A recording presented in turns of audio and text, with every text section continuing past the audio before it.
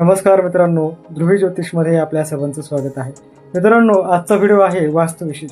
जर तुमचं commercial shop आहे किंवा तुमचं बिझनेसचं ऑफिस आहे आणि आपल्याला त्या ठिकाणी चांगली ग्रोथ करायची असेल तर त्या वास्तूमध्ये महत्त्वाच्या दिशा शोधून त्याचा वापर करणं खूप महत्त्वाचं राहतं. बऱ्याच वेळा वास्तूचा जर आपण योग्य तो वापर केला, दिशेचा योग्य वापर केला तर आपला जो काही बिझनेस ग्रोथ आहे तो अजून चांगल्या पटीने वाढू शकतो.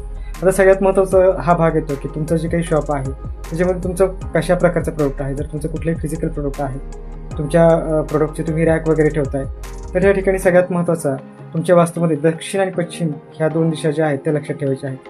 ह्या दिशांमध्ये तुमचं जे प्रोडक्ट आहे ते तुम्ही ठेवू शकता. तुमच्या वास्तूमध्ये तुम्ही एंट्री कुठल्या बाजूने करता ही तेवढंच महत्त्वाचं आहे.